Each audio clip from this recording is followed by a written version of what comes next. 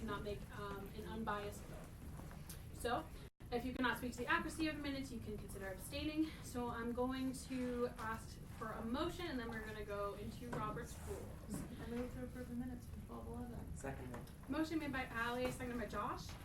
Okay, so do I see any hands on this? All right, seeing none, we'll move into a vote. Wait, I lost the vote? Okay, we're good. Cassie? Yes. Brady? Yes. Arasha? Abstain. Alexa? Abstain. Caroline? Yes. Allie? Yes. Annie? Yeah. Will? Yes. Josh? Yes. Samari? Abstain. Anthony? Abstain. Roz not here. Ian? Yes. All right, motion so approved. Woo. All right, so welcome back. It is our first meeting of 2019. So I missed you all so much. So we're gonna start today, since we have new faces in the room, some people sitting in. We're just gonna go and do some introductions. So if everybody, we're gonna go around in a second. You can say your name, your pronouns, and your position on SGA, or if you're just sitting in, you can just say you're sitting in, whatever you want. So I'm gonna start. My name is Jess. I am the president of SGA, and I use she, her pronouns. And we'll go this way. Don't feel like you have to share your pronouns if you don't want to. Very true. My name is Ian, pronouns are he, him, his. I'm the SGA Executive Treasurer. I'm Rachel. I use the she series of pronouns, and I'm the Executive Vice Treasurer. My name is Amol. My pronouns are he and his, and I'm on the treasury team. I'm Sharon Duffy. I'm the Assistant Vice President for Student Affairs and SGA Advisor, and I use the She series. Hi, Allie Sunshine, class of 2022 president. Sorry, Tess, just kidding. My name tag says 2022. I'm really 2019. It was only a joke if you were here last semester. I use they, them, theirs pronouns. That's me. Hi, I'm Jay, he, him, his. I'm the International Student Commissioner. Hi, I'm Anne, she, her, hers. I'm the Spiritual Life Commissioner. Diana, she, hers. I'm with the Beacon. Rita, she, hers. I'm the SAS Commissioner. Cassie, she, her, hers. I'm the class 2022 president. Bray, she, hers, and I'm the Athletic Commissioner. I'm Liza, she, her, hers. I'm the Service Learning Commissioner. I'm Lily, she series, and I'm the PR chair. I'm Tatiana, she, series, FSL Commissioner. Hi, I'm Cameron. I'm sitting in to E-Series. So. I'm Melissa. I use the She series, and I'm the Transfer Student Commissioner. I'm Daniela. I use the she series, and I'm the Honors Program Commissioner. I'm Caroline, she, series, and I'm the class of 2020 president. I'm Arasha Lalani. I use she, her, hers, and I'm the class of 2021 president. My name's Brady Baca. I use he series pronouns, and I'm the class of 2022 senator. I'm Josh, he series pronouns. I'm the PA senator. I'm Maddie. I use the she series, and I'm the off-campus commissioner. I'm Liv. I use the she series. I am the 2021 secretary, sort of sitting in. Hi everybody, my name is Will. I use he, him, his pronouns, and I'm the marketing comm and BCE senator. I'm Anthony. I use the he series, and I'm the WLP senator. I'm Somari, and I use the she series, and I'm the VMA senator. I'm Alexa. I use the she series, and I'm the class of 2021 senator. I'm Annie Noel. I use the she series, and I'm the communications senator. I'm Briley. I use the She series, and I'm the Deputy Chief Justice. Hey, and this would be Roz Moyed. She is the SGA Executive Vice President. She will come in a little bit. She's at Faculty Assembly right now. So fun. So we'll go into the notebook next. So for those who don't know, notebook's just a little tradition basically. It's just to spread some good spirits around. Usually an SGA member will give it to another SGA member. Just to kind of acknowledge, hard work, anything like that that's going on. So just some good feelings, good vibes, all that. And you have it, right? I do. All right, so I'll turn it over to Max. Perfect. Oh, Jesus. Okay, so I said, Josh, my wonderful, talented, spirited little Pisces. One sunny September day in Sandwich, Massachusetts, I picked a flower and gave it to you because I was so impressed with how adventurous and optimistic you were. You were so fun and down to try anything and had such a radiant energy. Your ambition never fails to inspire me, and I'm certain that you will do great things with your life and make some incredible change in the world. You're the best. I love you. Ooh. That is so sweet. Alright, so next we will just keep on rolling into reports. So basically, just so you know, for reports, I'll go through everyone's name on the agenda at the beginning of each meeting and ask for reports. This is where you can share like what you're up to, what you're working on. It can also be a place where you get some thoughts and feedback. Anyone is able to ask a question about a report or respond to one. Some days, depending on time, I may have to cut some conversations short. But you can always send me an email or a message if you want to try and get a topic on the agenda, and I can work with you on that. So something that we're going to try out this semester is we're going to request that you try not to look at or focus on your computers too much during reports. So I get that some people like to type things, make quick notes or whatever, but we want to make sure everyone in the room hears about what you're working on or any updates that you have.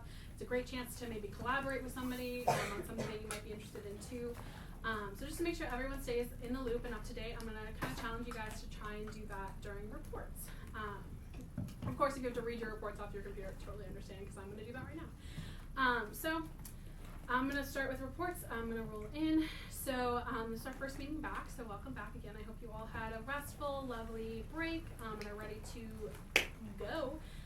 So today we'll be going over the spring 2019 elections timeline and then the student org affiliation proposal that y'all were sent last week. Jason Meyer, who's the director of CL, will be joining us for that conversation. Next week we should be seeing some appointments coming through for some open positions, which I'm really excited about. And then hopefully staff from Emerson Launch will be coming in to speak to us a little bit about that program and get some student feedback and ideas and things like that. So yeah, speaking of open positions, please promote them if you could. We'd love to fill some empty spots that we had. Some stuff should be going up on social media today, but they're always on our website as well. You can see them on the agenda too.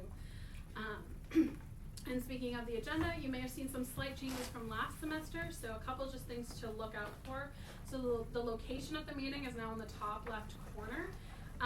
So please keep an eye on that this semester, because we may have to move around a little bit more than usual. Hopefully most of our meetings will stay here, but it'll always be on the agenda, and then I'll try and let you know in advance as well if we're going to have to move somewhere. We're just going to see how it goes. We're a big group, so we'll see where we fit. And I also added an estimated kind of time in which we're designating for each topic. This is no way meant to restrict conversation or anything like that. It's just to give you a better idea of when I've kind of asked guests to come in, to give you an idea of around how much time I think something's going to take. But it's in no way to limit something. You obviously, if you have something to say, please don't look at the time and be like, oh, we're out of time. It's never going to be like that. If I have to censure discussion for the meeting, we'll probably carry it over to another meeting. So don't worry about that. We'll be doing a spring retreat on Sunday, February 10th. It's expected that you be there unless there's something else that you can't get out of. It will most likely be around 10 or 11 a.m. I'll confirm this week, and then it shouldn't go past around 2 p.m. And I'll send you all that time and date again. Even if you can make it for part-time, it won't be like the fall retreat so much as team building as it will be more about SGA internally and what we're working on this semester. So you'll really want to be there if you can. I'm almost done, I promise. So we'll be having a reception at President Pelton's home on February 21st. It's a Thursday at 5:30. That's also on the agenda. So put that on your calendars because bougie food, bougie place, hanging out. That's what I'm about. And then I'll be meeting with Ruth Ann Matson, the VP for Enrollment, on Friday. If you have any questions you would like me to bring up to her or anything I should ask her, please let me know as always. And then just commissioners, keep an eye on your emails. I'll be sending something out about our monthly meeting shortly. And that's it for me. So to keep going, Roz is not here yet, but Ian. Hello, everybody.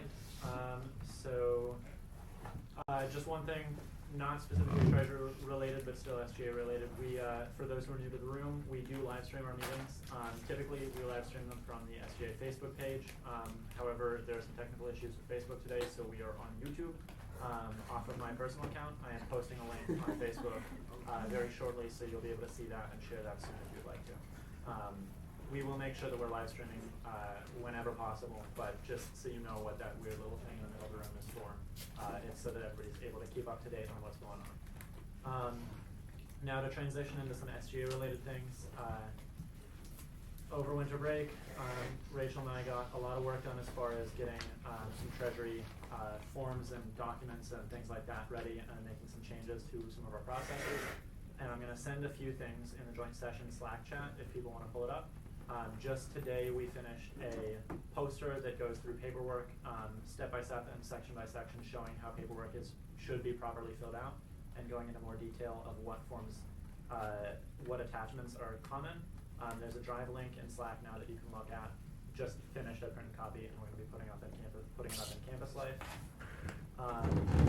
We also wrapped up a few appeals. They passed their expiration date at the end of the semester.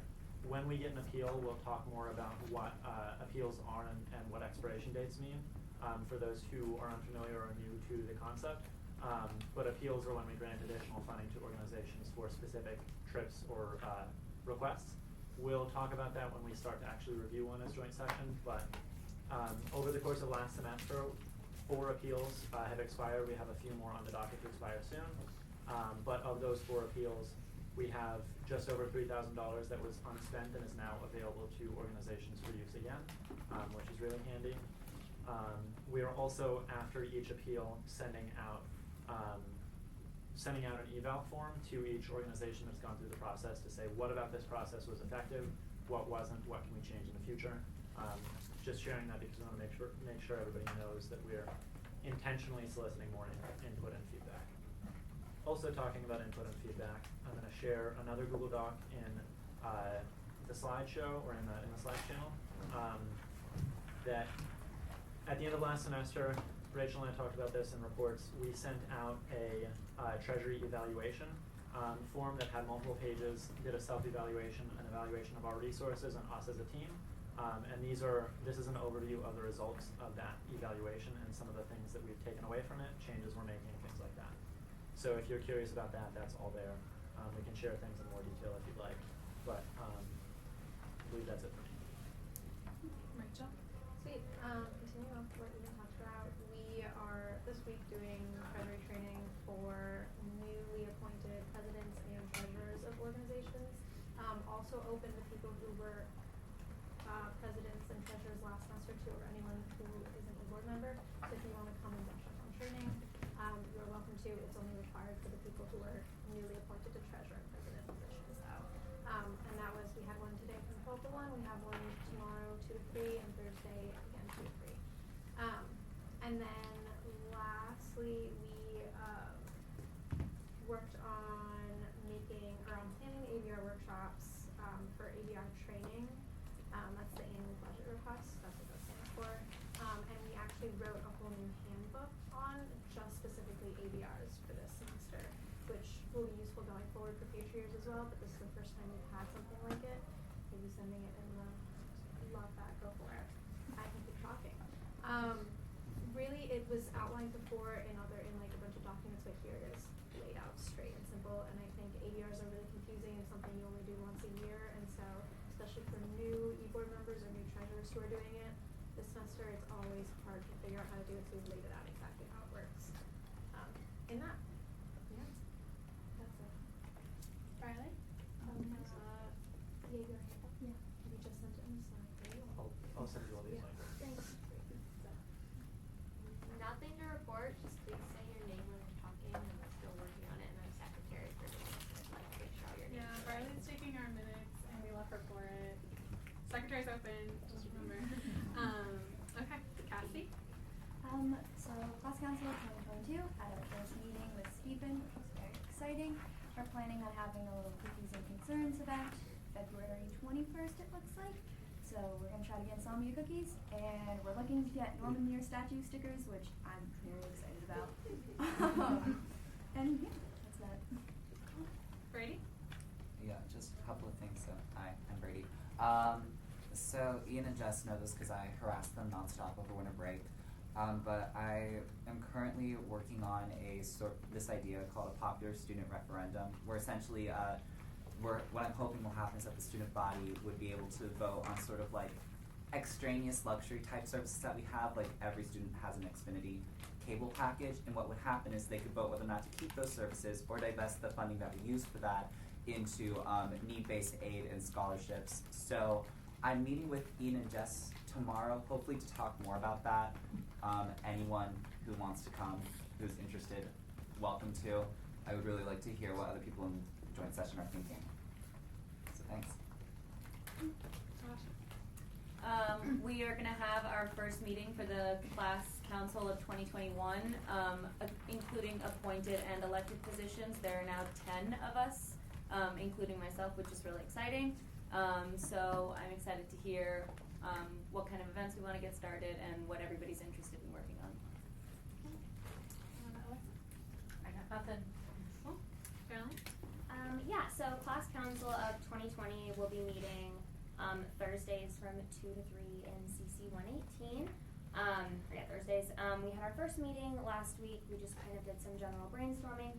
Our big, goal this semester would be to fill our class council position. So Matt Enriquez did resign as VP at the end of last semester, so VP is open, and we also have secretary and senator open. And at the end of this year, chances are we will have more vacancies as a lot of us go abroad in the fall and potentially graduate early, which leaves a big hole for senior week. So if you have or know anybody who's interested and will be a senior and is interested, and would want to work on planning senior week, please send them my way. And then as far as events go, we're thinking another coffee, cupcakes, and concerns, but kind of spin it like senior week info session and things you need to know going into senior year. And then we're just going to keep giving out free food because that worked last semester. So yeah. Allie? Yeah, class of 2019 had their first meeting this past Thursday with Stephen and Matt. We're working on finalizing contracts and venues for senior week. Yeah. I'll have information pretty soon about that. And then we're also working on a 100-based graduation style event, just so people can know what that is. Also working on getting senior class gift into a meeting with us. And class presidents, I'm going to be reaching out to the three of you to get our general schedules together so we can get our monthly meeting with Jim on the calendar.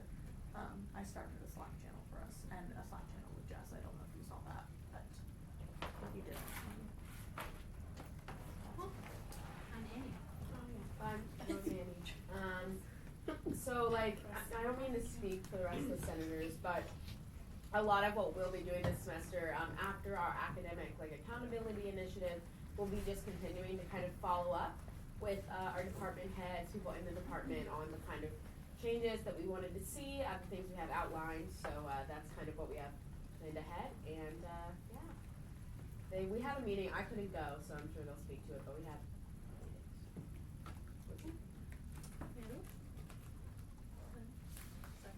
I said your name right, Will.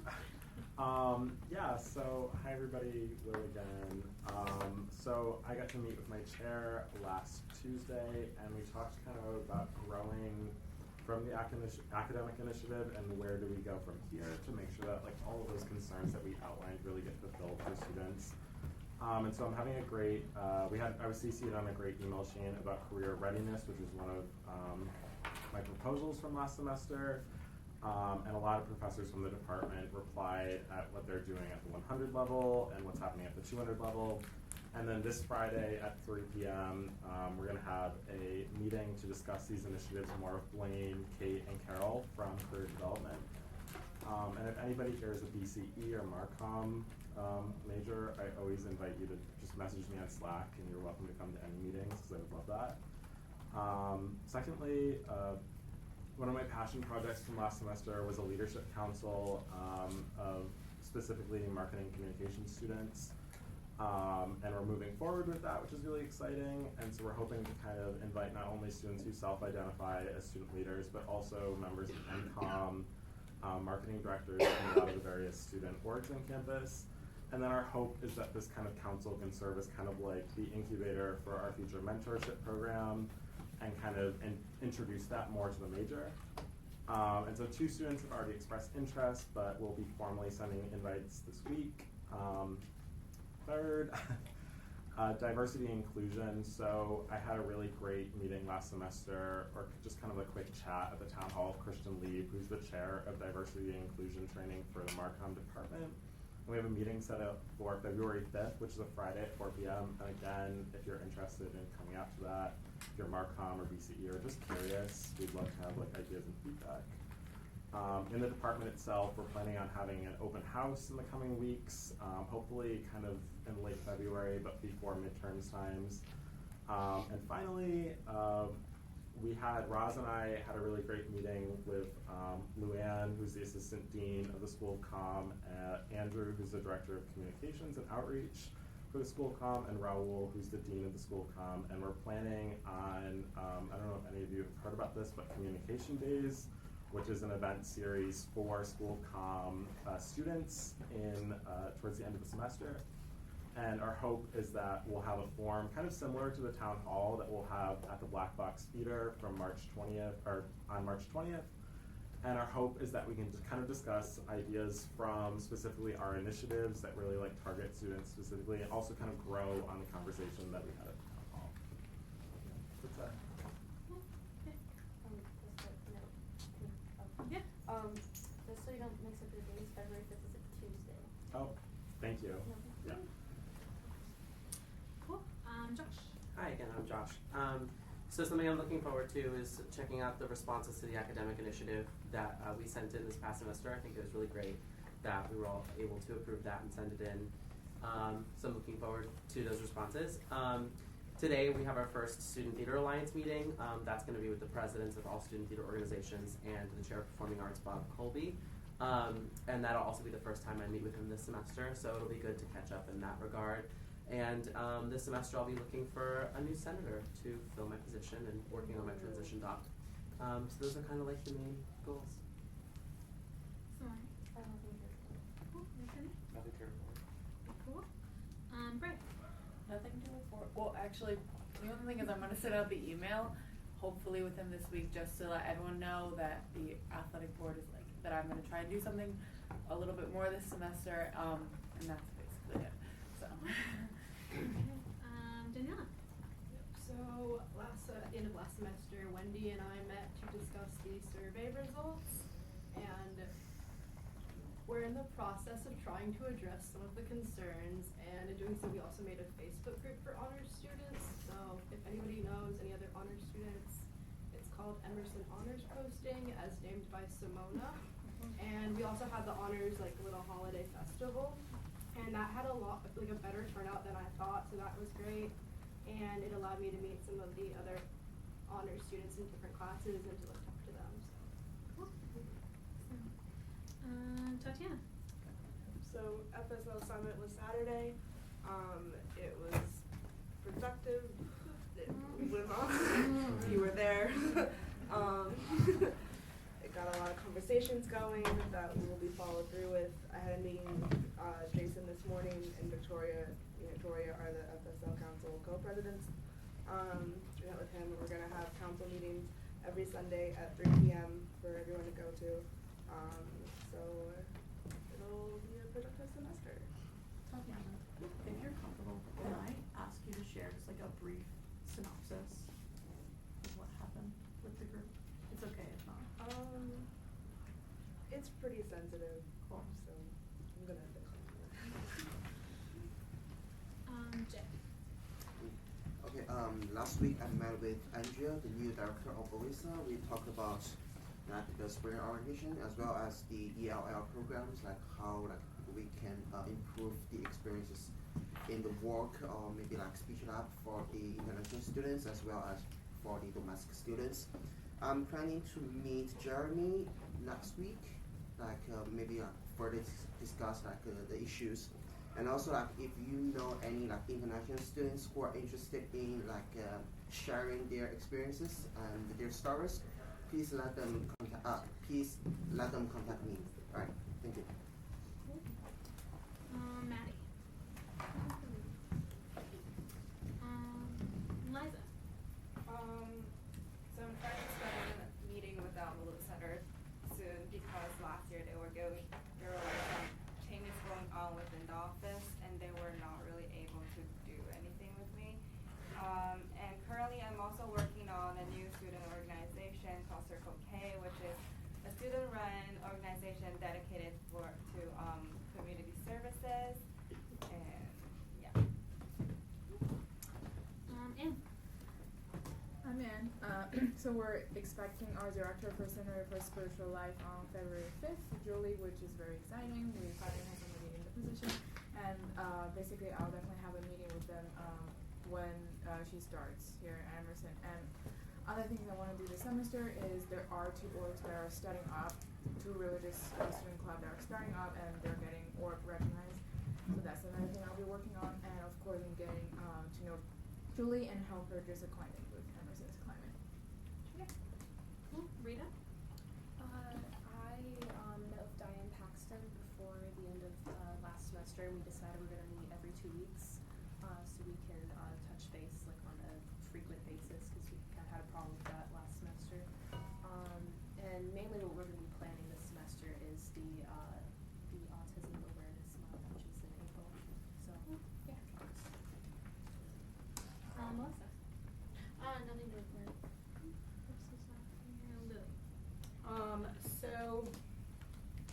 I was in touch with Rachel about helping push everything for class council, like all the open positions, helping promote all of those. I have a meeting with Jess on Thursday to discuss things for this upcoming semester, and I'm gonna try and make a few graphics and stuff like that to promote all of the open positions that have yet to be applied for this semester. Cool. And that's it, right? Yeah. Oh yeah. I meant to go back to the Go ahead. It's okay.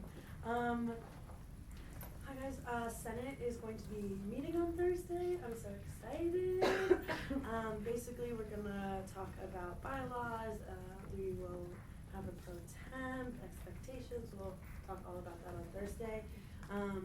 But the main thing we're gonna do is talk about how to respond to the academic initiative and how to keep that momentum going. And how do we follow up with that? And basically, how do we communicate with students that we did that and promote our work more? And I know that there are schools that are going to basically do their own version of town halls. So School of Comm is sort of covered in that department, but what could the School of Arts be doing? What could our class senators be doing? So all this spicy stuff on Thursday.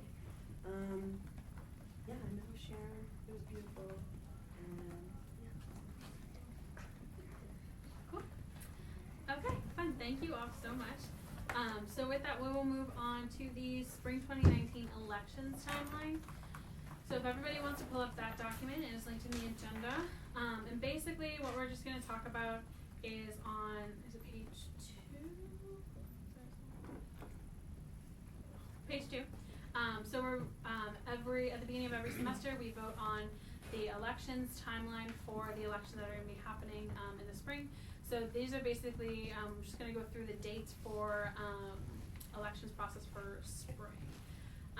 So just to give you a quick overview, and then we can open it up for a motion and talk more about it. So we changed things up a little bit to create some more time for people to submit things for this election cycle.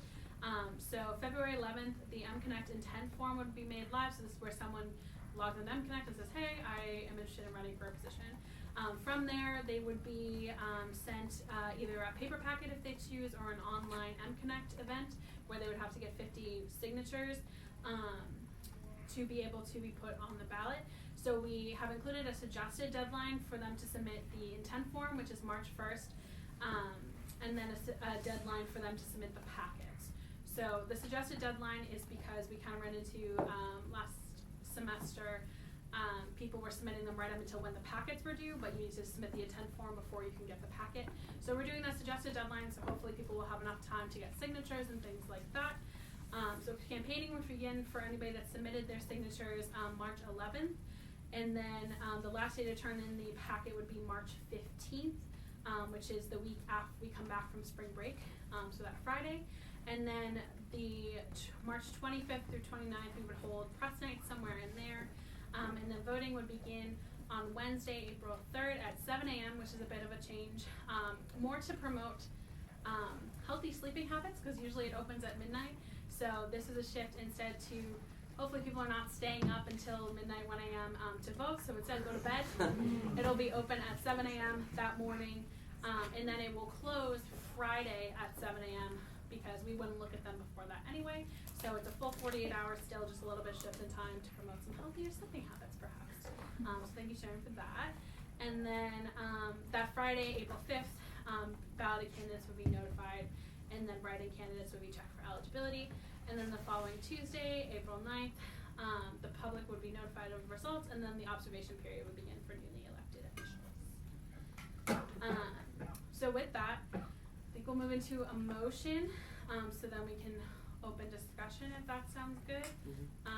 So do I see any motions? Motion to discuss the dates.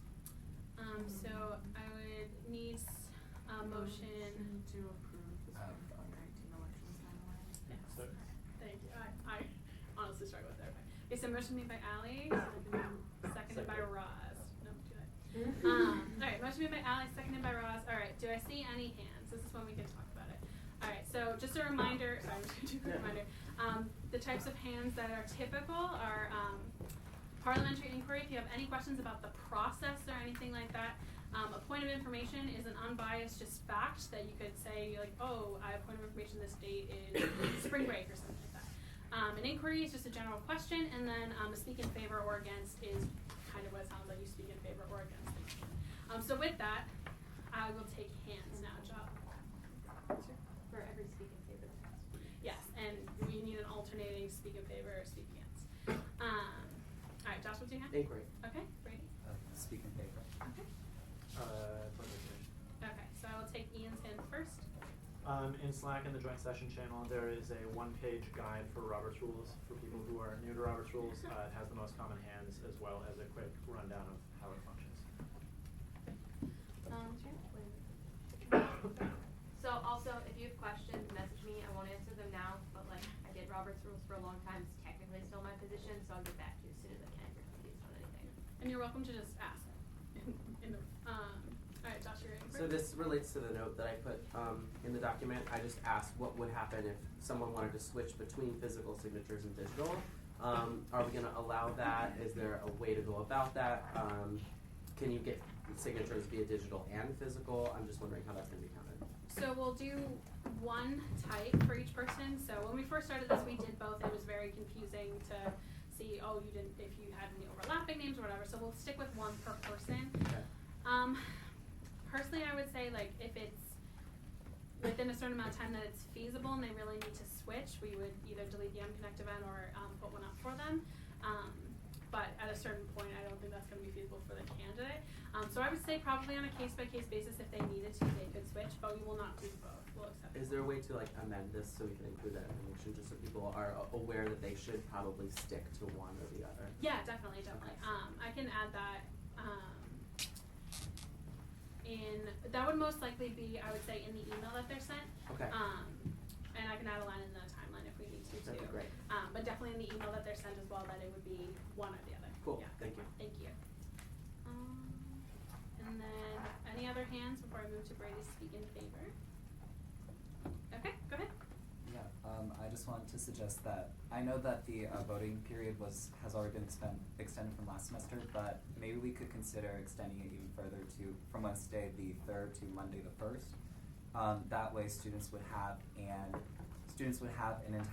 entire week to vote, and additionally, we could hold like physical voting booths that I know we did last semester for an entire week, just to help further maximize turnout, and also it could draw further attention to sort of the press week from the 25th to the 29th as being sort of like the finale of sorts of the campaign season.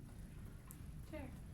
Okay, so your suggestion is to lengthen the time the polls are open, right? Yes. Correct. Okay, I will say, so I would say I get a little worried about lengthening it too much, just because I think if people are under a deadline, sometimes that can create some need to do it right now. Urgency, yeah, that's a good word. But we are planning on amping up our outreach efforts as well and doing something like a voting booth or anything like that. I believe it's in our bylaws to do them for 48 hours. Like, no, we don't have to probably just do it. I'll check after the meeting. No, that's really okay. But yeah, it's something that we could discuss. I think it's something to focus our efforts on those 2 days. In my mind, works for us, and it also gets us out before the ERA Awards, I believe, to get those results. So, what's your name? Point of information. Inquiry. Okay.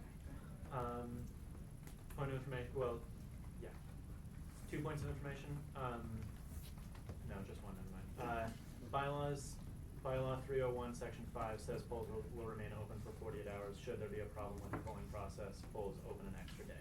So if we want to do that, we could amend bylaws, but that would be a longer process that should be maybe looked at next year or after we approve this. We can make amendment to it later, but by bylaws, it's 48 hours at the moment. Okay. Yeah, Jen. Yeah, I actually don't want to pass by it, but like, suggestion. I like what you're saying, Brady. I think for looking at it for future semesters or for the future, if instead of over the weekend, it could be done, I mean, yes, because then we will be tabling most people will stay on campus during the week as opposed to the weekend, and then we can corner them and have them vote right there as opposed to the weekend, because like, yes, I like having it open for longer, but I think that like us being there physically, being like, here's a computer, sign up, is the most effective strategy. So, but I like that idea. Any other hands before we move into a vote? I have a point of information, for like anyone concerned about like marketing or whatever, something that I found effective and that teachers usually let you do. If you just go to the like front, ask your teacher obviously for like 30 seconds at the beginning of your class, just to like say like, I'm the SGA representative for this, there's elections going on, like, or coming up, whatever, and letting them know the information, just like uses your platform as a student as well as a representative, and it's kind of like marketing that is just by your existence. Alright, any other hands for move to a vote? Alright, seeing none, move into a roll call vote. So, Kathy. Yes. Brady. Yes. Arasha. Yes. Alexa. Yes. Caroline. Yes. Allie. Yes. Annie. Yes. Will. Yes. Josh. Yep. Samari. Yes. Anthony. Yes. Roz. Yes. Ian. Yes. Motion so approved. Alright, cool. We have a spring elections timeline. Just to say that if you have any suggestions at all about elections, anything about marketing, like that's all stuff too that we're obviously gonna still be doing and preparing. So please feel free to bring those up to me, to Lily, to Chris, bring them up to anybody. And anything that you have to say about elections, like obviously we still have room for that. This is just to set the timeline. So good that we have that in place so we can start planning. And I love people with good timing because we are ready to move on to our next thing, and that includes our next guest. Please welcome. I felt like a talk show host for today. Nobody else was feeling it, so I was like. So we're gonna move on to the student org affiliation proposal. So if you all want to take a moment to get that up, it is linked in the agenda. So we sent this to you last week. A bunch of you made comments. Thank you so much for taking time to review it. We have Jason here to talk it over with us from SEAL. So Jason, I don't know if you want to take a moment to intro yourself. Yeah, so my name is Jason Meyer. I'm the Director of Student Engagement and Leadership. And since the formation of Student Engagement and Leadership 2 years ago, we have been responsible for the day-to-day operations and management of all of our recognized student organizations. And so that is helping you navigate contracts, figuring out what forms you need to do, policy and procedure, any sort of organizational, structural issues, those kinds of things. And SGA has always been responsible for the finances and for the recognition of new student organizations. I've been working together with the executive board of SGA for the last 8 months. Approximately 8 months. We've really talked about how do we streamline this process and make it more effective and make it more consistent every single semester. And so what we shared with you last week was really the culmination of many months of conversation and going back and forth and figuring out how do we make a process that is consistent and equitable for all students. And this is what we have. So happy to explain anything that needs to be explained, or answer any leftover questions or any dangling chads. Sure. So just to give a little bit of background, just to make sure everyone pretty much knows, but so this, what we're talking about, is what you may formally know as the student organization recognition process. So last semester, SGA approved a new process, and then this is the proposal for what goes in that process, basically. Then the timing and the criteria that we'll talk about and all of that. So I think we want to do a motion. I move to approve the proposal for student organization affiliation. Seconded. Okay. Motion made by Ian, seconded by Josh. Alright, so this is the time. Do I see any hands? Alright, give me 1 minute. I just need to write them down because you girls gonna forget. Will, what's your hand? Speak in favor. Parliamentary inquiry. PM. Hands. Brady? I also have speak in favor. Okay. So I would need a speak against to do another speak in favor. If it's a question or a suggestion or anything like that, that can be an inquiry. So just so you know.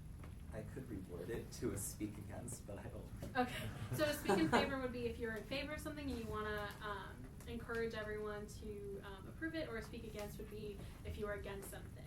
But an inquiry could be just a question, and then a point of information is an unbiased just fact. Then I'll say speak against that. Okay. Thank you. Hands? Other hands? Okay. So we will start with Josh's, you have parliamentary inquiry? Yes. So by approving this, we're also approving the decision for SEAL to launch their email campaign and with the social media and Connect events. Is that right or wrong? Yeah, so we're basically approving like the content of the proposal. So we approved the process, and now it's just we're talking about the content that they presented to us. I'm just clarifying, like by approving this, they're gonna launch the campaign too, right? Yes. Okay, great, cool. That's just what I wanted to. Of course, yeah. Okay. Any other hands before I move into the speak in favor? Inquiry. Okay, Allie, go ahead. I know that we had talked about my two comments that I kind of hadn't had.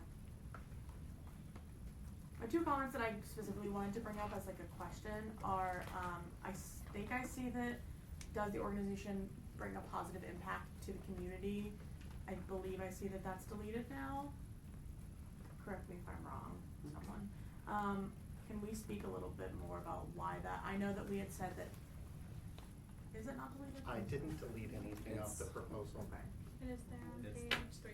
Page 3, okay, I know that you said that you were considering deleting it. Is that something that you're still considering, or is it something we wanted to talk about? I'm open to talking about it. I think about Brady's plan, which I thought was actually really, really smart, right? So positive impact, and I challenged you to ask, what is quantifiable about positive impact? And if you can't quantify something, then it's not subjective.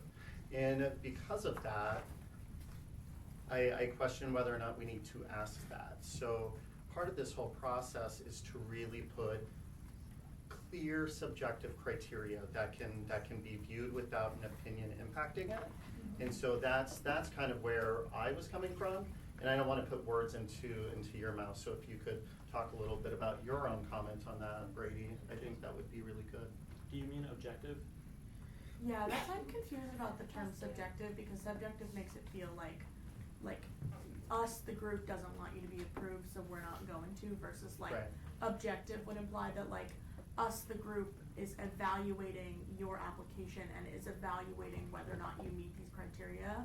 And in that case, if we were to switch it from objective to Subjective. from subjective to objective, I believe that it would be good to keep positive impact to the community, because I think that could be as simple as, like, I know in appeals we've faced that question a lot of like, how does this impact the community positively as a whole? And I think it can be as simple as saying, you know, these are some of the projects that we're doing, these are why our members like it, these are some of the events that we're bringing to campus, this is how we advocate for people. So I think if we are looking at it as being objective rather than subjective, I think that whether or not you're positively impacting the community becomes quantifiable.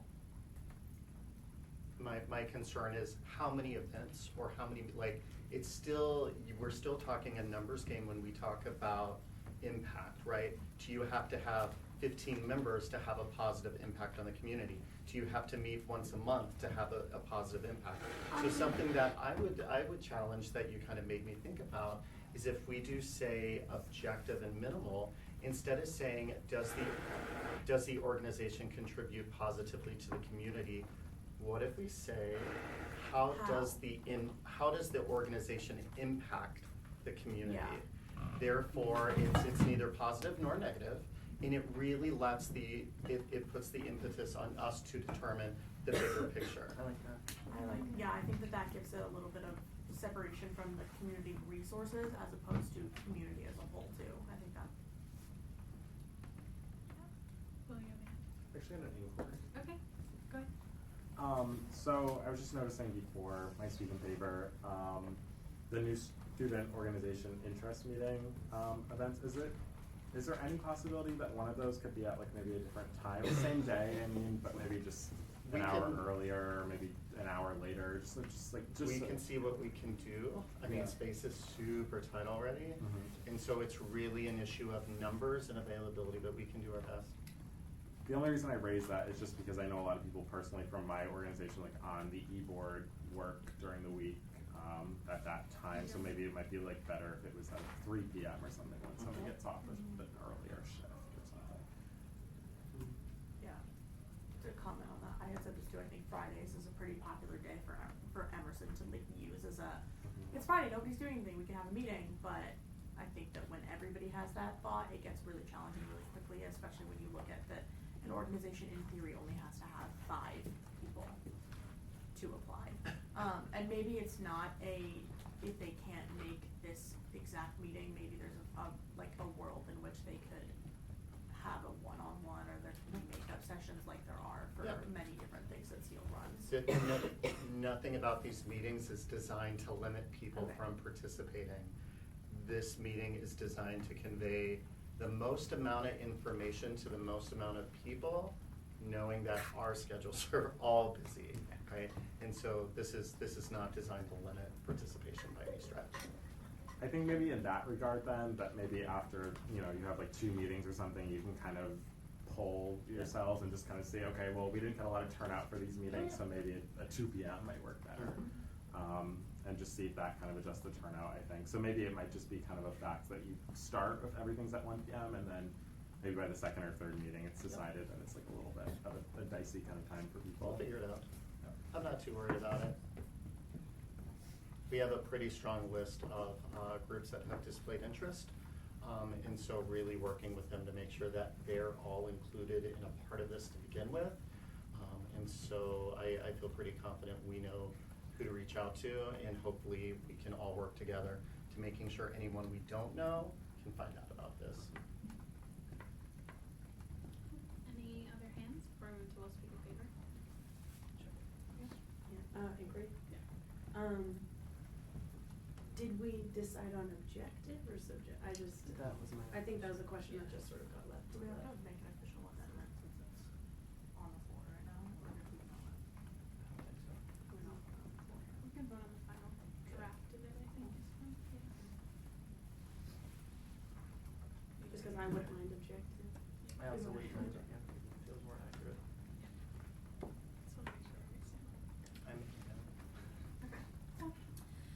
Any other hands for moving to Will Speak in Favor? Alright, take it away. So anybody that was here at our last meeting knew that I, as I'm an unofficial organization leader on campus, or an independent organization leader, had concerns about this process and stuff, but I can really speak to the fact that SEAL has done a great job at making this kind of a comprehensive approach, and I feel like nothing's really been left out.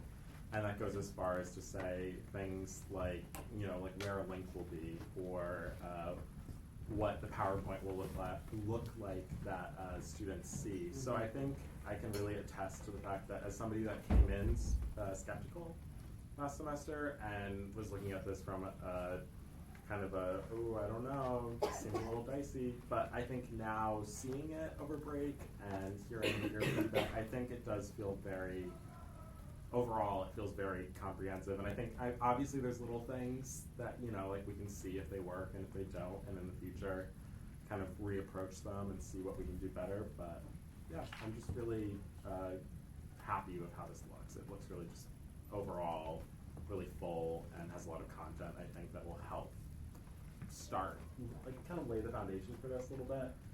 So in the future we can build off of that. So. And then Brady's against.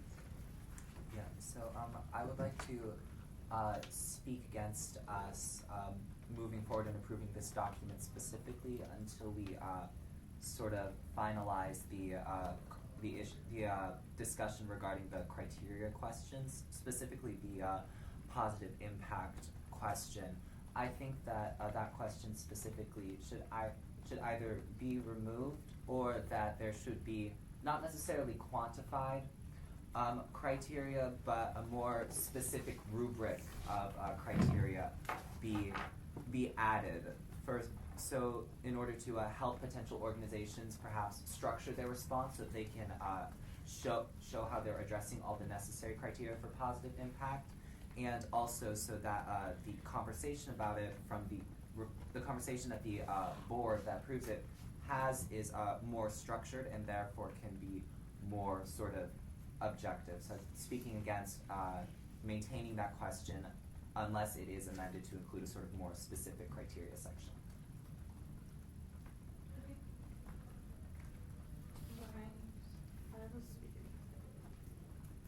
Okay. Any other hands before I move to? Okay. Okay. Go ahead. Why can't we just settle the criteria right now?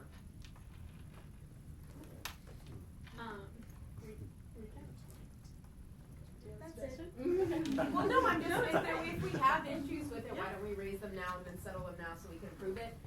Brady, I think something that like sucks because you weren't here last time, we had a whole conversation and like there was a lot of debate because we want to make sure we can get this approved so that organizations can go through with the process, and we don't want to leave organizations without a process. Yes. And so that's just why we're like, okay, we have to kind of like, we want to get this done so we can actually help the orgs.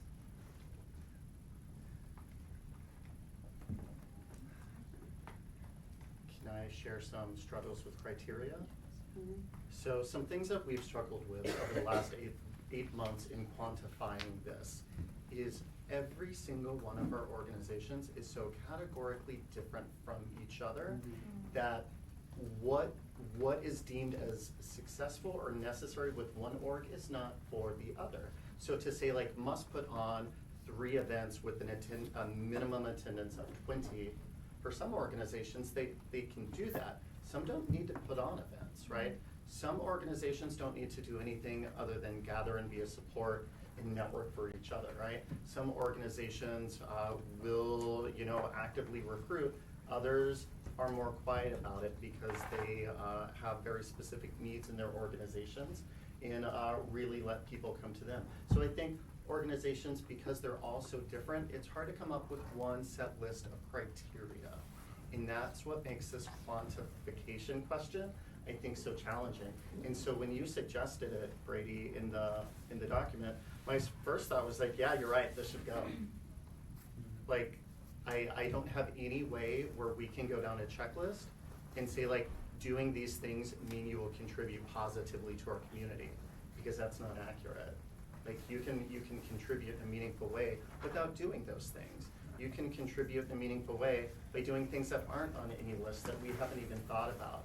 And so I want to be really careful about boxing any orgs into a set list of what they have to do to proceed. Okay.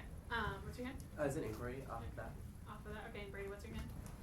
Speak in favor, I suppose. Okay. I would need another speak against because Allie also has a speak in favor.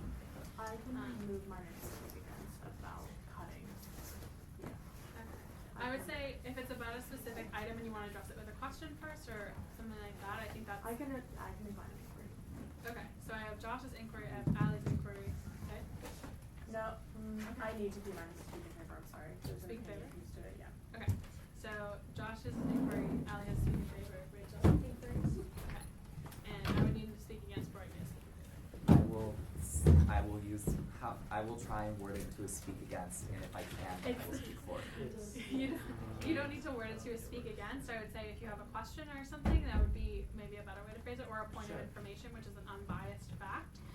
So do you think it's more of a question, or? I'll move it to inquiry, yes. Okay, so inquiry, speak in favor. Josh. Yes, so mine is going off of the criteria.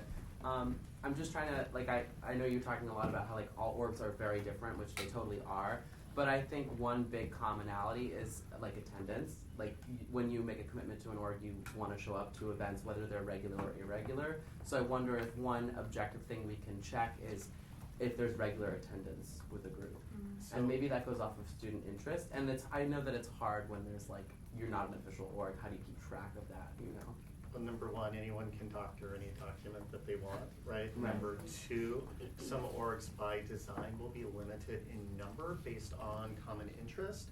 And so how do we gauge what is successful for that org, right? If only 10 people are coming to an org, but it's meeting a need for that organization and those people, and they're not using a large amount of college funds, then to me, that's a huge success. Right. And so I really struggle as a professional saying your organization isn't succeeding because it's only at a certain threshold. Well, yeah, I mean, I'm not talking in terms of numbers, I guess I'm talking in terms of repetition. Like, if the same 10 people are coming back over and over and over, I think that that's something that's quantifiable, potentially. I just don't know how to track that. Exactly, that's the hard thing. Well, it is too, something in there that says evidence of regular meetings for a or like regular meetings for a semester, correct? So that may touch upon what you're Yeah. saying too, is that they are asking They're for holding the evidence that meetings. Are you've people been also showing existing that? kind of for a semester, before you go through this process. Cool. And what's your hand? Point of interest. Okay, you go first. Okay. So, this is just what I know for a fact that, for example, I'm just gonna give an example. I know for a fact that an unaffiliated organization right now, Muslim Student Association, they do not have more than, let's say, I don't think they even have more than 10 people, but they do meet regularly, and it's an organization that functions within those 10 people, because Muslim is already a very small community in Emerson, and it functions. That's opinionated, so I'm not gonna say it. Nope. I stop there. Yeah. Okay. That's Well, just what's that. your hand? Inquiry? And inquiry. Okay, cool. Brady, your inquiry is next. Okay. So I just want, since we've been having this debate about how we can make these questions as beneficial to all of the orgs as possible, I want to inquire: would it be possible, to have the other 4 questions, like student interest, benefit to membership, plan for sustainability, be those sort of criteria that we're trying to define but sort of struggling to meet? Because, I think, because first of all, a lot of these questions are internally based, and I feel like that would have, and I feel like orgs across the board would have an easier time, sort of answering those requirements with respect to their own org. And I think that they would still fall under positive impacts, because as Annie, that's your name, yes? Anne, thanks. As Anne pointed out there, those orgs within themselves are a community, so it still kind of fits under that sort of that positive impact question that we've been discussing. So would it be possible to sort of restructure the questioning to sort of fit, how do you meet these points? If you do, that's sort of the positive impact sort of question answer. I go back to the original, changing it to just how does the organization impact the community, which I think is a very larger view of everything we've been talking about. And it takes out, I'm really hung up, I think, on the word positive, because how do you define what that looks like? Right. What's your hand? Okay, I have Rachel next. Okay. So during the questions on the application, one of them is how will your organization be positive contributors to the Emerson community? So I'm wondering if the question and then a suggestion based off the answer to the question. But the question is, are you meeting with representatives from the potential board? Only in that initial introductory meeting. And of course, if anyone wanted a one-on-one meeting to talk through the process, we do that already. So that's not a problem. I wonder, based on that, do we change that question to then say, how will your organization impact the Emerson community, so we have some mirroring of questions and what we're looking for? Well, I have a question, okay. And then introduction meeting, does that happen before or after they fill out this application? Before. Okay, cause I'm wondering if there could be a meeting that happens afterwards where you discuss just what the impact is, and you can reword it to positive, or just be what's the contribution or the impact on the Emerson community, and then you are no longer, like, you're just having a conversation and getting them to think about what impact they have, and so you don't have to quantify what the impact is, but the whole point of including it in the criteria would be to make sure they're meeting that, or at least thinking about trying to have a positive impact. So if we can't quantify how they're meeting it or how they meet it, we can still put the thought in their heads by having a meeting where we say. So it's what we do on a daily basis. So between Andy and I, we probably meet with 10 plus orgs a day. And so I think that's a pretty normal thing. And I'm not sure I would want that to be a mandatory part of this process, especially because I understand our workflow and what our schedules look like. And I'm not sure we have the ability to mandate a certain amount of meetings in a certain amount of time to go with this process. There's only 2 of us that do this. And so I'm not sure there's enough hours in the day and with our schedules to make that a mandatory component. But you will be going through all of this Yeah. in those sessions Absolutely. with the students, right? So have the opportunity to talk about those questions. Yep. Will. Yeah, I just want to bring it back to when you said earlier, and this kind of ties into like the meeting part of everything, but just kind of the idea that like some orgs can function as a support network for people, and just kind of how we're thinking about that and how maybe orgs might answer to like, you know, the question where they maybe only meet once or twice a semester, and even then some orgs might just kind of, you know, members might individually, as they're self-identifying as members of this organization, might just want to meet together, so it's more of a kind of like support network. And I'm just curious, you know, just if there was an org, let's say, that came up that was, you know, like a support network kind of organization, you know, maybe like minimal funding, it was just kind of like, it just wants that kind of affiliated status. Is that something that would still be considered? Yeah. I think. Yeah. There's no reason why that wouldn't. Because I don't think meetings generally quantify an organization. Yeah. We're not trying to make any sort of value-based judgment on what an organization brings to the table. Sharon? I'll defer for a little bit. Cool. Alex? I guess my inquiry or question is instead of talking about if the organization contributes positively to the community, is there any way that we can, through this process, quantify that there is not room for the organization to cause harm to the community? I think that was where my concern laid is. Any way to quantify whether an organization... So, can I offer an example? So for example, last year when we were looking at, this is what I have about this report.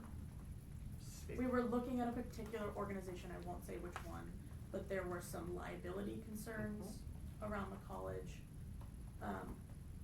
Liability concerns about what would happen if SGA decided to give recognition to this organization, and if something had happened, or if someone was put into a reporting scenario or a documentation scenario.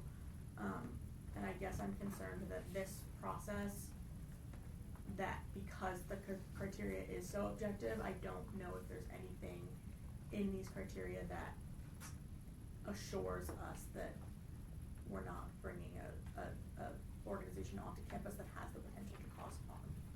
So I think those two would have to be that instance, and future instances like that would be addressed through 2 questions. And that's, what's the impact of the organization on community resources? Because financial drain is also a very big impact. And then just how does the organization impact the community? Because that's not positive, that's not negative, here are all the other questions that we have to answer because of that. So one of the things I'll open up this can of worms. Let's say in theory an alt-right group wants to have affiliation. Would they get it under this criteria, and why? So That's something that we've been talking about for months. We have been talking about this very scenario for the better part of a half a year, if not longer. If a organization comes and they meet the criteria, we would approve them. Anyone has the right to gather, anyone has the right to space, and that's just the truth of it. Can I respond directly to that? Okay, and then Brady, what's your hand? I suppose it would be speak against. Is it a question about like that comment, or is it a speak against the whole thing? Kind of a weird way to say it. Actually, it's an inquiry about that Okay, comment specifically. cool. Thank you. Did you have one too? I thought I went over. Let me hear what people have to say. Okay, so Andy. I'm going to speak just for myself with a point of information here. This is part of why we are intentionally making funding totally separate from this process.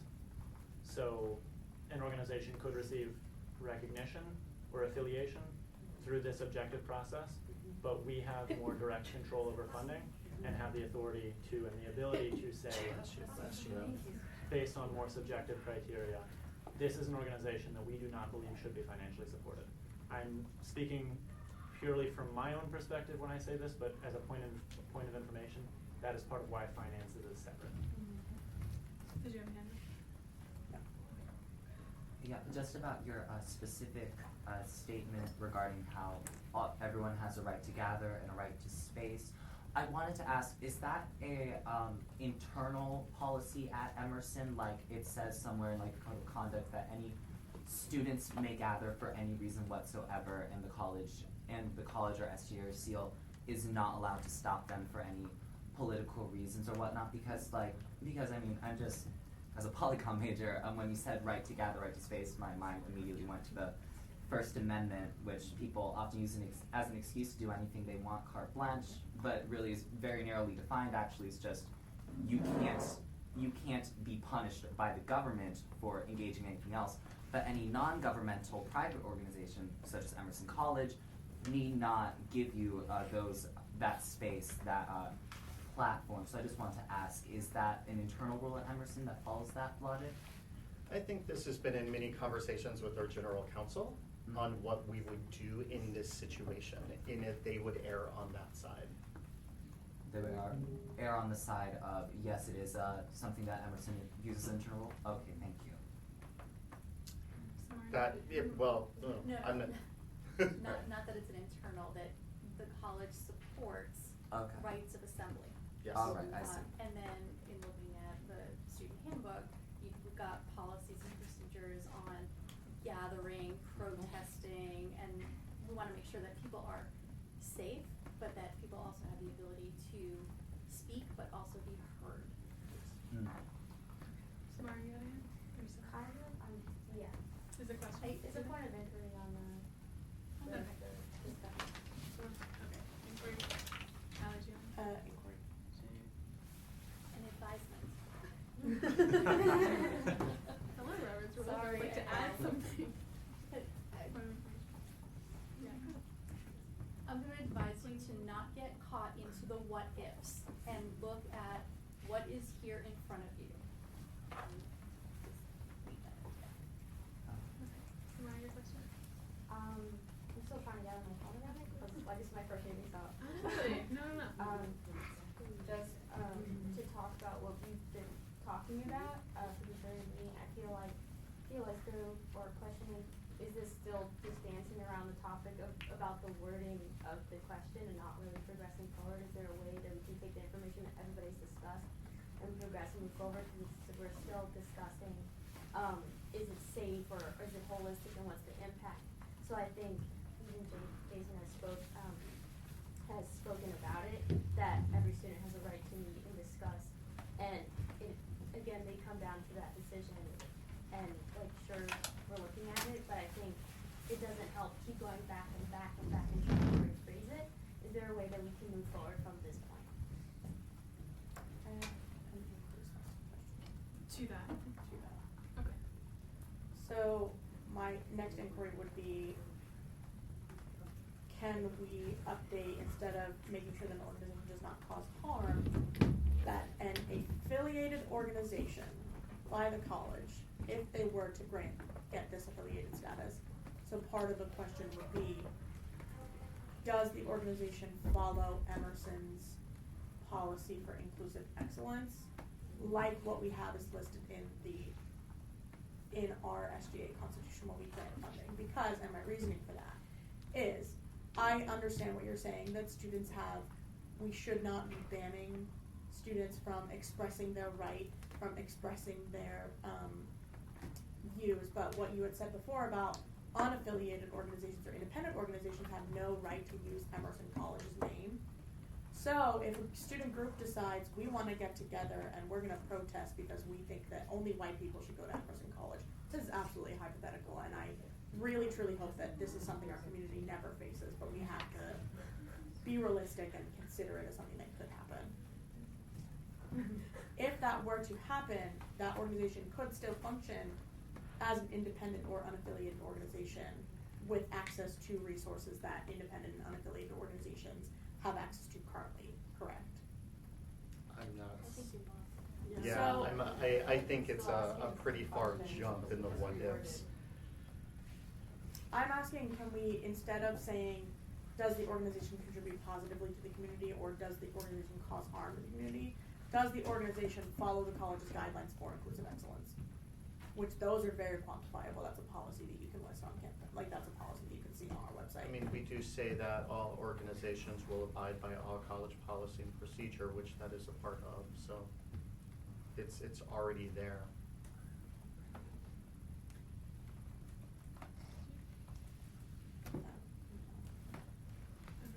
Brady, what's your hand?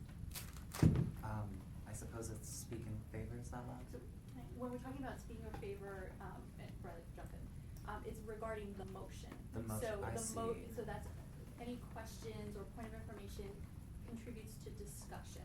Yeah, so like, I think speak in favor, speak against pertains specifically to motions on the floor, to amendments on the motions on the floor, anything like that. Point of information is a fact. It can tie into personal opinion, but there has to be fact-based something behind it. And then point of inquiry is any question. It can be a question followed by an opinion followed by a question. There has to be a question in there. So things can have additional statements around them. They just, the basis of it has to be a fact, a question, a speak in favor, speak against. And I'll send out a cheat sheet later. Haven't gotten it yet. Then could I state as an inquiry then? Thank you.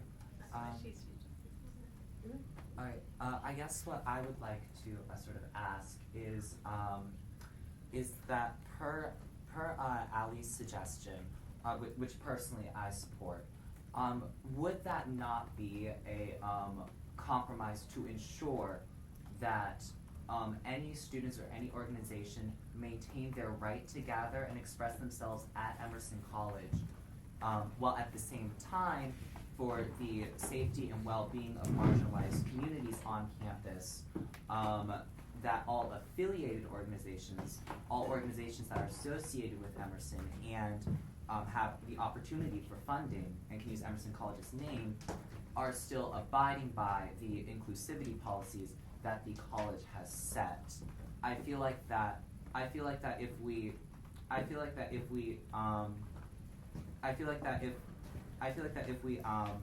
require affiliated organizations to follow those inclusivity policies, whilst allowing independent organizations to express themselves and gather themselves however they may wish to, we maintain both the right of gathering and free speech and the responsibility of protecting all members of our community. So I just want to ask, would that not be a fair compromise?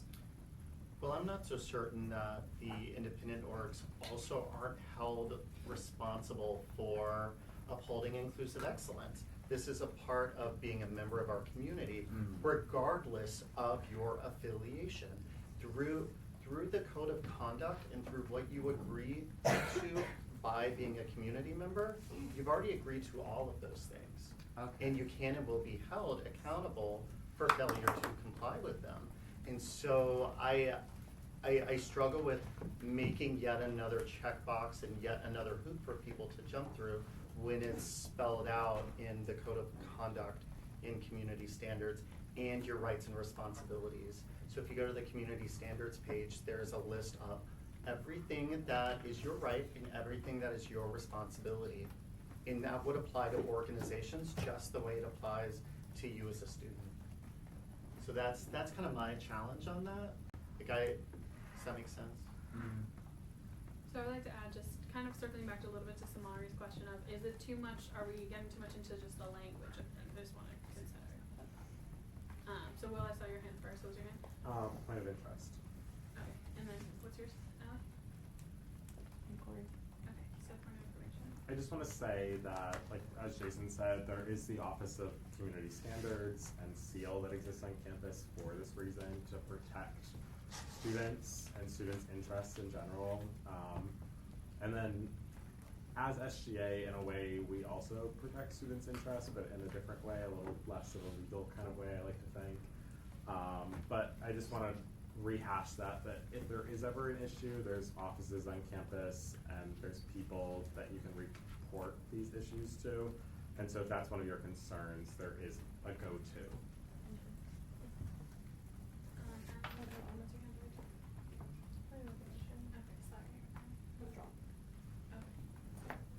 There's no specific mention to the student handbook or the code of conduct or policy within this document. And I know that that exists, and if you attend Emerson College, you are held accountable to it automatically. But I think it wouldn't be checking an extra box, it would just be checking a pre-existing box to have it explicitly mentioned. We can mention that in a couple places. We can mention that in the actual form, in the instructions, and at the bottom you can do the check by checking this box. Myself, all members of my organization and the organization will abide by, right? We can do that there, and we can add some sort of slide reminder in the interest meeting that regardless of affiliation or independent status, all students will be held accountable to the student handbook, because it doesn't matter if you're affiliated or not. So I think those are two really good things to add. So I'm going to make a note to do both. Thank you for saying that. All right. Do I see any other hands before I move to a vote? Okay. Seeing none, I will move into a roll call vote. Do you want to say one yes and a no? Yes. I should. That'd be good. Okay, so the original motion was to approve this proposal made by Ian. So a yes would be saying yes, I approve this proposal. I approve this to move forward. No would be no, I do not approve this proposal. It's not in my constituency's best interest, whatnot. And then abstain would be I don't have enough information, or I cannot make an unbiased vote in this situation. Cool? All right. Seeing no more hands, I'll move into a roll call vote. So Cassie. Yes. Brady.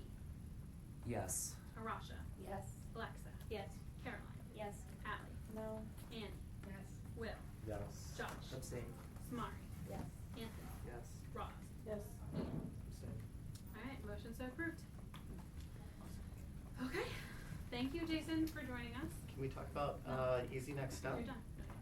Is the sooner we can appoint the SGA representative, the sooner we can begin training, so we can hit the ground running with applications and application reviews. Yeah. So- So on that note, we will send something out to gauge interest, and then depending on interest, we will go from there and let you know about appointing someone to that committee. Thank you all. Thank you.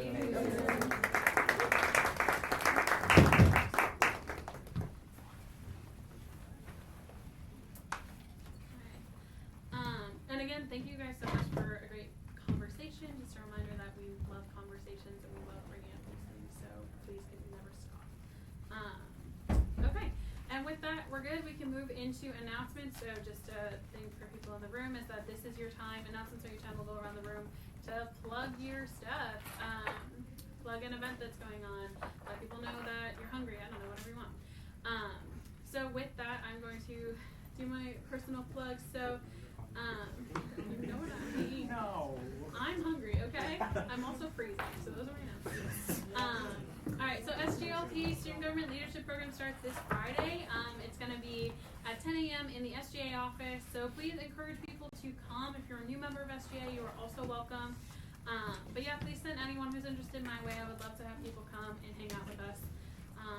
It'd be super fun. And then Office of Student Success is tabling this week for meal swipe donations. They're tabling during lunch and dinner in the dining center and center stage. So you should have gotten an email from me about like a sign up if you're still interested. They're still looking for people to help out with that. It's cool if you can swing, if you have a meal plan and you can swing by and you want to donate a guest swipe, it'll go to students who may be in need later on in the semester or whatever of meals. So feel free to still sign up if you want to. And yeah, that's all I have. Go ahead. My mind just disappeared. Yeah, nothing. No. Well, we mentioned this during our boards, but we have office hours. They're starting this week for treasury stuff. Please swing by if you have any questions or anything. I am an RA and I have a program tonight in Hero, 6 to 7 p.m. 9th floor common room. It's called New Semester Revolutions about goal setting and to-do lists, both of which I love to do. So if you're off campus, I will sign you in as well. Cool. So if you're a senior and you're interested in applying to be the senior speaker commencement, be on the lookout for an announcement about that by email next week. It'll be due in late March. And I hold office hours, so Mondays from 2 to 3 in my office and Wednesdays from noon to 1 in center stage. So those are open to all of you as well. So please feel free to utilize me during those hours or anytime you need me. Over the hours.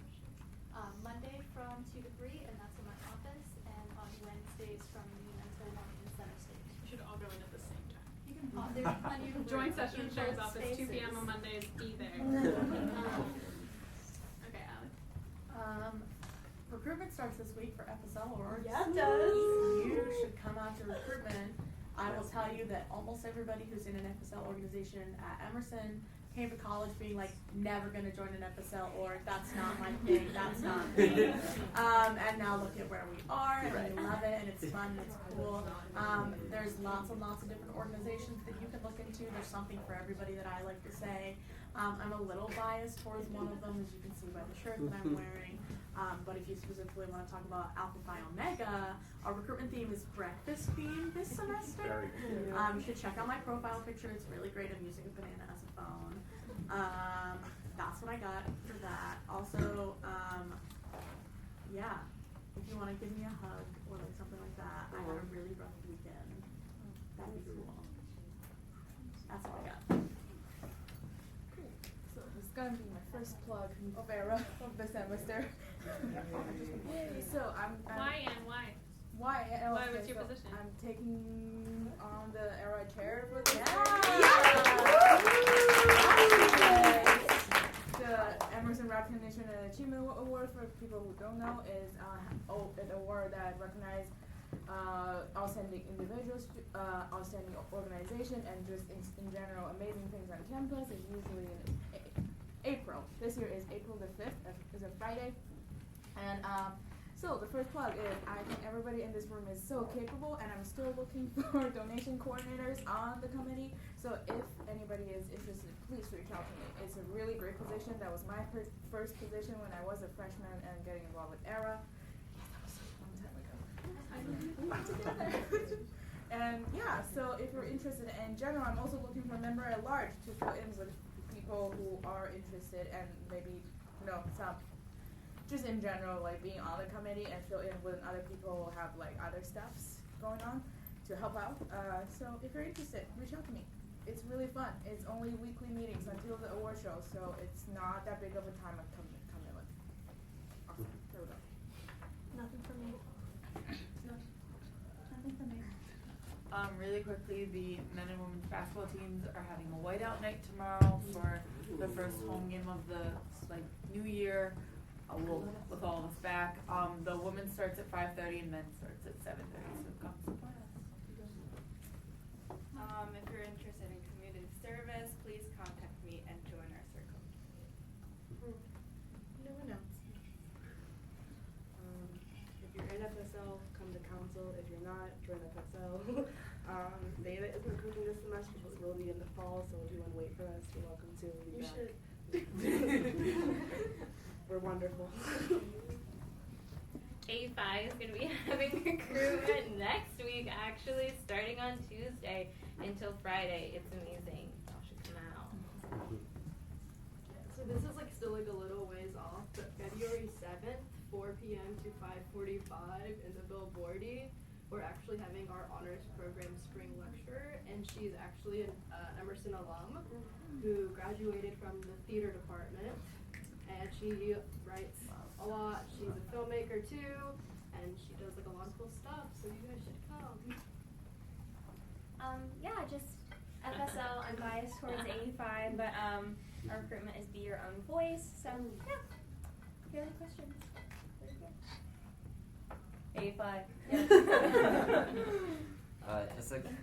Just a couple quick things. The location of the actual meeting that I mentioned during reports with Justin Ian is L152, 9 a.m. tomorrow. Come if you have something you want to say or if you're curious. Also, for the people watching, if you want to, I'm just plugging my Instagram right now. No, I have an SGA Instagram account at Senator Baca, all lower caps, and what I do is like I post proposals that I've written. So like the proposal I talked about, it's on there. I'm also gonna start doing recaps of stuff from like a joint session and Senate whenever we're discussing public matters. And I'm just going to like try and really drum up buzz about SGA before the spring elections and stuff to get more people voting and more people running. So please follow if you want to get up-to-date info. Yes. I will be saying this every single joint session. But Noteworthy's final concert is Thursday, April 11th. And it's going to be in the Semmel Theater. I will say it every single joint session because I want you all to come. Marketing. So it's probably going to be like 7 or 8 p.m. only for like not even like an hour, hour and a half. It'll be really fun. So yeah, please come and do that. Nothing for me to stay warm. Yeah. Bundle up. Bundle up. Bundle up. It'll get warm soon.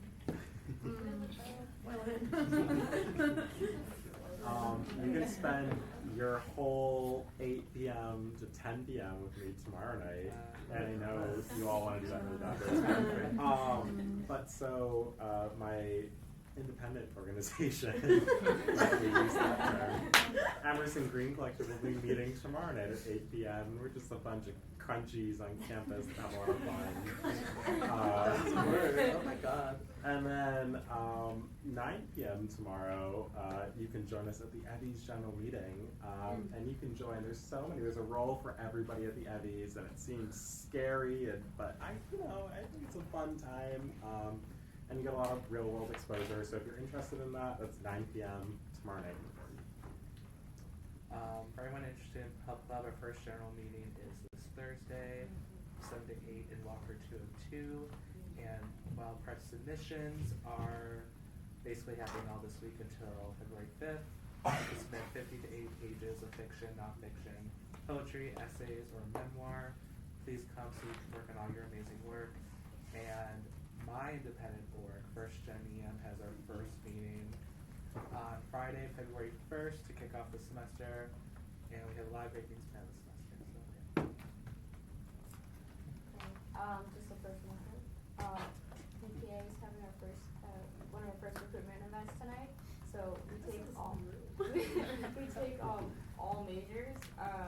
So come out with speed dating so you get to know us personally from 8 to 10 p.m. at Hanson. Or just go. Yeah. Speed date you will It's not like a date. It's just like, what's up? I'll ask you a question. I'll answer the question. It's lit.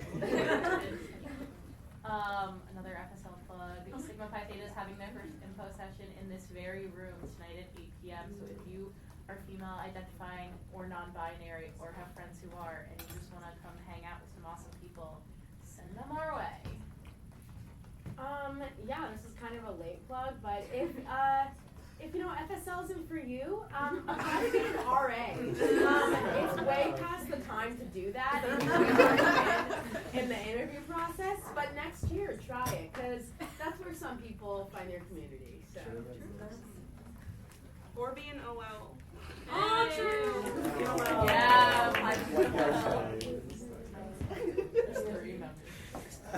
No.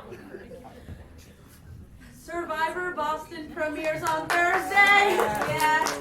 I have the Beard Room booked at 8 p.m. Survivor Boston viewing party.